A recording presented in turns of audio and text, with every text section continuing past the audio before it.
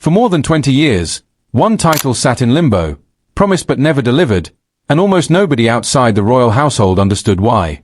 Then in March 2023, without warning, King Charles III ended that wait in a single afternoon, and the decision revealed something about his relationship with his younger brother that the public had never fully grasped. To understand why this moment carried so much weight, you have to go back to 1999, the year Prince Edward married Sophie Rhys-Jones at St. George's Chapel. On that day, Buckingham Palace made an announcement that would define Edward's identity for the next 2 decades. He would eventually become the Duke of Edinburgh, the same title his father, Prince Philip, had carried since 1947. But there was a catch buried inside that announcement, one that royal biographer Robert Hardman has written about extensively in his work on the modern monarchy. The title would not pass to Edward upon Philip's death. Instead, it would return to the crown, merge with whoever held the throne, and only then, at the reigning monarch's discretion, could it be created again and granted to Edward. In practical terms, that meant Edward's future depended entirely on his brother Charles choosing, one day, to hand it over. This was not a rumor or a tabloid invention. It was structured that way deliberately, and according to Hardman's reporting, Queen Elizabeth II and Prince Philip both understood the arrangement carried real uncertainty. Titles that revert to the crown do not have to be recreated. Monarchs can simply decide not to.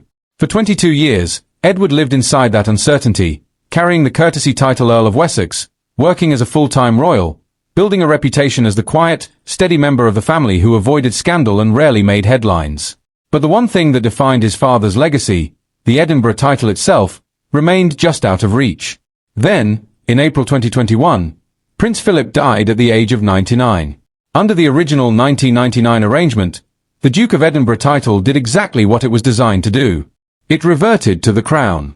At that point it did not go to Charles automatically as a separate title, since Charles was already Prince of Wales and heir. Instead, the Edinburgh dukedom simply ceased to exist as an active title, waiting for a future monarch to decide its fate. Royal correspondent Valentine Low, who has covered the institution for the Times for years and later authored the acclaimed book Courtiers, noted that Philip's death left an open question hanging over the family.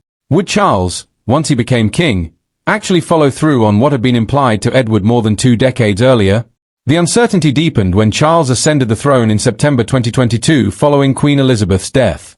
As monarch, Charles now held the power to recreate the Duke of Edinburgh title and give it to anyone he chose, or to hold it back indefinitely, perhaps even keeping it in reserve for his own son Prince Edward's nephew, Prince William, or leaving it dormant altogether as part of a broader slimming down of royal titles. Royal historian Penny Junor, who has written multiple biographies of the family including one focused specifically on Charles, has described the early Charles reign as one defined by restructuring, a desire to reduce the number of working royals and streamline the family's public face. Given that context, there was genuine reason to wonder whether Edward's long-promised inheritance would ever actually arrive. For more than a year after becoming king, Charles said nothing definitive about the title. Edward and Sophie continued their royal duties as the Earl and Countess of Wessex, a title that, however respected, was simply not the one that had been dangled in front of them since their wedding day. Inside royal circles, according to reporting from Robert Jobson, another veteran correspondent who has covered the family for outlets including the Evening Standard, there was quiet speculation that Charles might be waiting for a symbolic moment, something tied to Edward's birthday or to Philip's memory, rather than making the change immediately upon becoming king. That moment came on March 10, 2023, Edward's 59th birthday. Buckingham Palace confirmed that King Charles III had officially recreated the title Duke of Edinburgh and bestowed it upon his younger brother. Edward, alongside Sophie, would now be known as the Duke and Duchess of Edinburgh. It was a title Edward had waited 24 years to receive, one his father had carried with distinction for over 7 decades, and one that could easily have been withheld, redirected, or left in permanent limbo by a king focused on modernization and cost-cutting. What made the announcement even more significant was a detail that Hardman and other correspondents were quick to point out. Charles did not simply hand the title over unconditionally. He structured the grant so that, upon Edward's own death, the title would not automatically pass down to Edward's son, James. Instead, once again, it would revert to the crown, to be dealt with by whoever sits on the throne at that time. This meant Charles preserved ultimate control over the title's long-term future while still fulfilling what had effectively been promised to Edward since 1999. It was, in many ways, a careful balancing act, generous in the moment but cautious about what it meant for future generations. The emotional weight of that decision becomes clearer when you consider what the Duke of Edinburgh title actually represented within the family. Prince Philip held it for 74 years. It was tied to his identity in a way few royal titles are tied to any individual. He used it as the foundation for decades of charitable work, most notably the Duke of Edinburgh's award scheme, which has reached millions of young people across dozens of countries since its founding in 1956. For Edward, inheriting that title was never just about status. It connected him directly to his father's legacy, to a name that had shaped his childhood and defined the man he grew up trying to live up to. Sophie, now Duchess of Edinburgh, has spoken publicly, in interviews reported by outlets including The Telegraph, about how close she and Edward were to Philip in his final years, often visiting him more frequently than other family members during his time at Wood Farm on the Sandringham estate. That closeness makes the eventual granting of the title feel less like a bureaucratic formality and more like a recognition of a relationship that had been quietly consistent for decades, even as more prominent family members occupied the public spotlight. There is also a financial and practical dimension to this story that deserves attention, one grounded firmly in documented fact rather than speculation. Alongside the Edinburgh title, Edward has held a lease on Bagshot Park in Surrey since 1998, a 120-room mansion that had fallen into serious disrepair after the Army Chaplains Department vacated the property. According to National Audit Office reports on royal finances, Edward personally funded a significant portion of the restoration costs, investing well over £1 million of his own money before his rent was later adjusted upward to reflect market value. This detail matters because it shows a pattern consistent with how Edward has approached his position within the family more broadly, a willingness to invest personally and quietly rather than rely on public funds or family favor, long before the title that would formally connect him to his father's name ever arrived.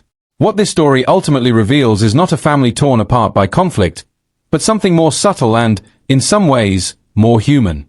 It shows a king who inherited enormous institutional pressure to modernize and streamline the monarchy, weighing that pressure against a promise made to his younger brother a generation earlier. Charles could have let the title lapse. He could have redirected it elsewhere or delayed the decision indefinitely while he focused on more urgent priorities in the early days of his reign. Instead, on a birthday that carried the memory of their father, he chose to honor what had been set in motion in 1999, even while carefully preserving the crown's authority over what happens next. For Edward, now in his 60s, the title represents the closing of a very long chapter. He spent more than 2 decades as the family member often overlooked in public conversation, quietly building a record of steady service while titles, headlines, and public attention gravitated toward other siblings and their children. The Duke of Edinburgh title does not erase that history, but it does offer a kind of quiet vindication, a signal that patience and consistency were, eventually, recognized at the highest level of the institution. And for the wider royal family, the episode offers a rare glimpse into how modern monarchy actually functions behind the pageantry. Titles are not simply symbols passed down through bloodlines without thought. They are instruments, carefully withheld, granted, and structured according to the priorities of whoever holds the crown at any given moment.